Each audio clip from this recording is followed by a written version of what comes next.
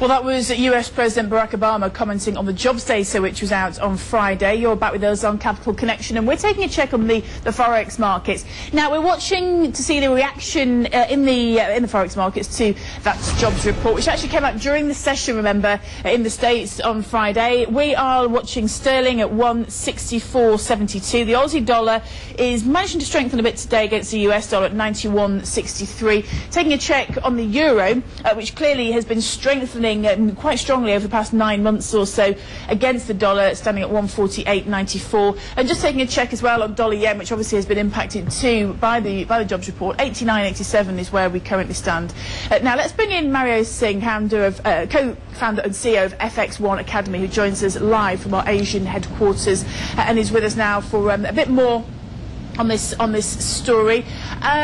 First of all, let's find out what you made of those figures from Friday, the jobs figures, which were much better than had been expected. But how much can you read into one set of data like this? Well, the market was expecting job cuts of about, say, 125,000 to 130,000. So the figures that came out on the non-farm payroll of job cuts of 11,000 literally blew away the expectations of the whole market, really. So that's when we saw the dollar rally from Friday, in fact, even continuing till today. Now, when that's the case, I'm seeing some continuation of the rally in this whole week. So that sets the tone for this week. What I do want to put in as a point of reference, even at this economic climate right now, the dollar strengthens in two reasons. Number one, when you see bad news all over the world. And number two, when you see good data coming out of the US. So over the last 2 weeks, we actually saw these two scenarios playing out with the Dubai debt default the week before and last Friday of the NFP.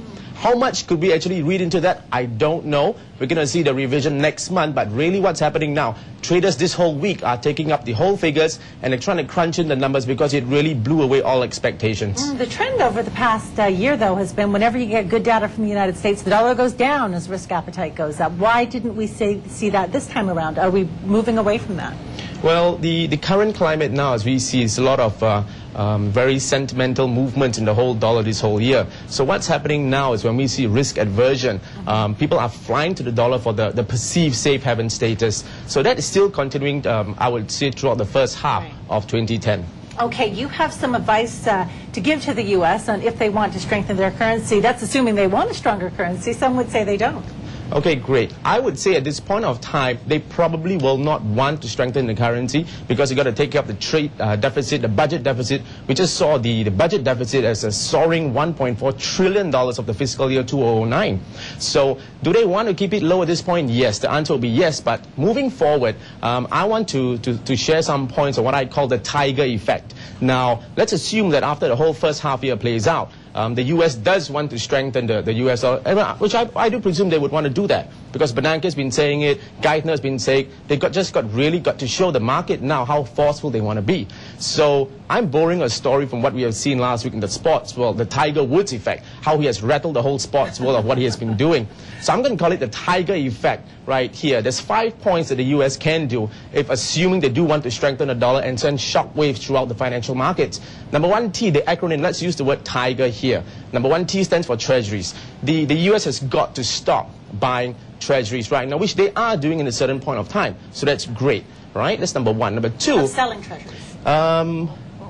Selling U.S. treasuries. Yes, that's right. That's right. And number two stands for income. So income stands in two ways. Yeah, income for the government, income for the people. All right. Now, what does that mean? Let me talk a little bit more about that. Income for the government. They probably has got to start thinking about having taxes, about value-added taxes. Right now, they really want to send shockwaves through the whole financial markets. They've got to start thinking about taxing, or rather what I call the VAT tax. So U.S. is currently the only economy right now in the 30 countries of OECD that hasn't really implemented the VAT tax. Politically unpopular, though. It's going to be difficult to do heading into elections. And the issue on stopping, if I had that much debt, isn't it easier for them to simply inflate their way out of it as opposed to letting the dollar strengthen? Absolutely. That's a great point. This is something that traders are now weighing A as opposed to B right now. But the sentiments now really, because traders at this point of time throughout the financial markets, all they are seeing is there's a lot of talk in the market market, they don't see any strong reverberations throughout the whole dollar market. So this is something that the US really has got to think about. The Fed's got to think about it. The Treasury has got to think about that.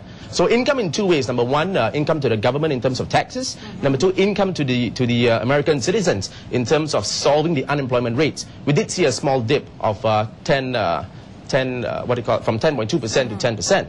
Yeah, so that's great. So moving to 3 points very quickly. G stands for gold. I'm thinking that possibly could sell gold. They've got a great stockpile in gold. Yeah, they got about 9,000 metric tons. What is to say that they can't sell gold at this point of time? They probably can. E stands for exports. They've got to start thinking how they're going to increase exports, because at this point of time, exports account for only 6% of the nation's GDP. So they probably want to increase about that. Obama is talking about increasing exports for the US. And finally, R stands for rates. If they really want to send certain messages through the whole market, they've got to start thinking about increasing the federal funds rate. What a great move would be if at this point of time from 0.25, who knows, if the Fed were to increase it to 0.5, that just might send a shock wave that they want to happen. Okay, Mario, thanks very much for sharing your thoughts with us today. Mario Singh, co-founder and CEO of FX1 Academy. Time for another break now. Lisa, what's coming up? Well, we've got quite a bit of news, Becky, surrounding Citigroup. We're going to have the details on why this